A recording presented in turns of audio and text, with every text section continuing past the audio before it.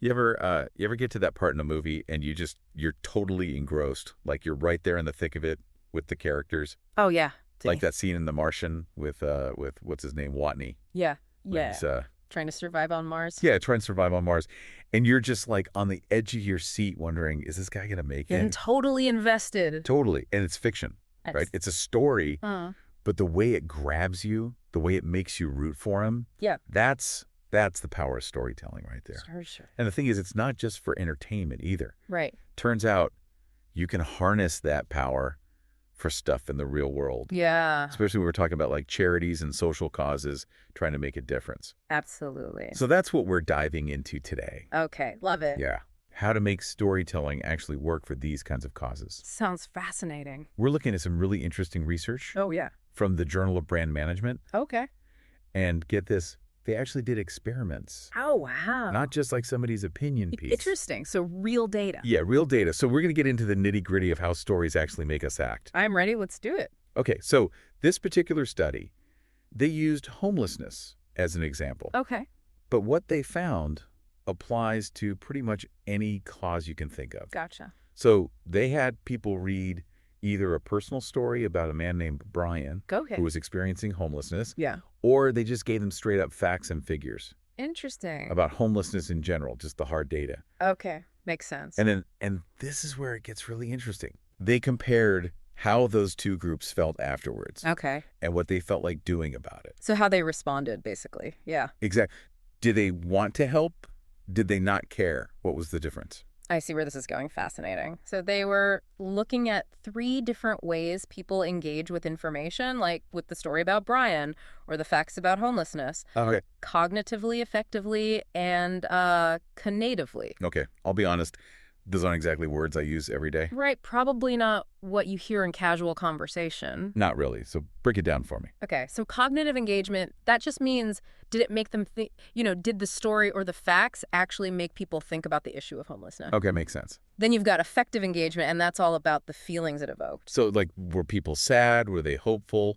Exactly. Or even angry, because believe it or not, both positive and negative emotions, those can both make people want to act. Interesting. Okay. And then the last one, conative engagement, that's all about the intention to do something, like to actually take action. To like donate or volunteer or something like that. Exactly. So it's one thing for a story to make you feel something, but it's another thing entirely for it to make you actually do something about it. You got it. And that's what's so cool about this research. They found, for example, that the people who read Brian's story, they were way more likely to remember it later on. Really? Yeah, they connected with his experience on a personal level, much more so than the people who just read the facts.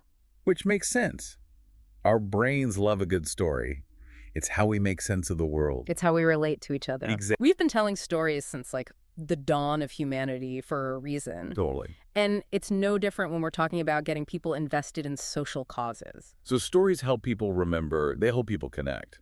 But did they actually find that stories made people more likely to help? That is the million-dollar question, isn't it? It is. And this is where it gets even more interesting. Okay, I'm hooked. Tell me more.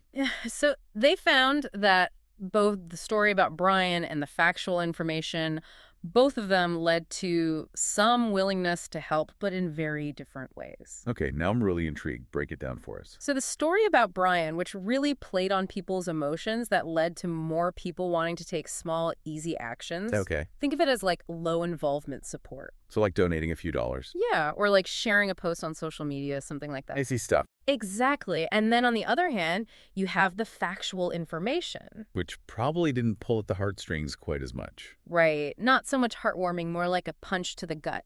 Yeah, I can see that. But here's the thing. Those negative emotions, the sadness, the anger at the situation, they actually made people more likely to want to do something bigger, something that takes more effort. Really? Yeah, like volunteering time or donating a significant amount of money. So it's like 2 different paths to action. Exactly. And that leads us to the third key finding, which is huge for anyone who wants to use storytelling to actually make a difference. Okay, so what's this third finding you were talking about? Well, it turns out it's not enough to just like get people riled up. Whether it's good vibes or bad vibes. Exactly. It's about more than just emotion. Interesting. Okay, tell me more. So the research They found that people were more likely to actually take action when they felt a sense of self-efficacy. Self-efficacy. Okay, I got to be honest, that one's new to me. Yeah, it's a bit of a mouthful, basically. It means people need to believe that their actions can actually make a difference. Oh, okay, that makes sense. Like, you can tell the saddest story in the world, but if people are sitting there thinking, well, nothing I do is going to change anything, they're not going to do anything. They'll just feel helpless. Exactly. It's about showing them that their actions matter. So it's got to be hopeful. In a way, yeah, but more than that, it's about providing a path for action. It's not enough to just tug at the heartstrings or even to make people angry. It's about actually showing them, okay, here's what you can do to be part of the solution. Exactly. Give them that sense of agency, like they can actually make a difference. And that's what good storytelling can do right when it's done well. Absolutely. It shows us how we can make the world a better place. That's awesome. So for anyone listening who's like, okay, this is cool and all, but how do I use this? What would you say are the big takeaways here? Well, first off, don't be afraid to tell personal stories. Let people connect with the human side of things. Like with Brian. Exactly. His story made a much bigger impact than just like bombarding people with statistics. Because people connect with stories. They do, but also don't forget the facts you need, that balance of emotion and information. That's like, here's the why and here's the how. Exactly. And when you're giving people those calls to action, make sure they feel achievable. Bite-sized even. Yeah, exactly. You want people to feel empowered, like they can actually do something to help, even if it's something small. So no guilt trips, no doom and gloom, just a clear path forward. Precisely because when people feel like they have the power to make a difference, that's when real change happens. That is such a powerful message. I love that. Yeah. And that's what we're all about here, right? Using knowledge and understanding to make the world a better place. Absolutely. And storytelling is such a powerful tool for doing just that. It really is. So as you go about your day, just think about where you encounter stories and how you can use that power to make a difference, however big or small. It's all about making those connections and inspiring action. Exactly. And that's what makes this all so fascinating to me. So until next time, keep exploring, keep asking questions, and keep diving deep into the power of stories.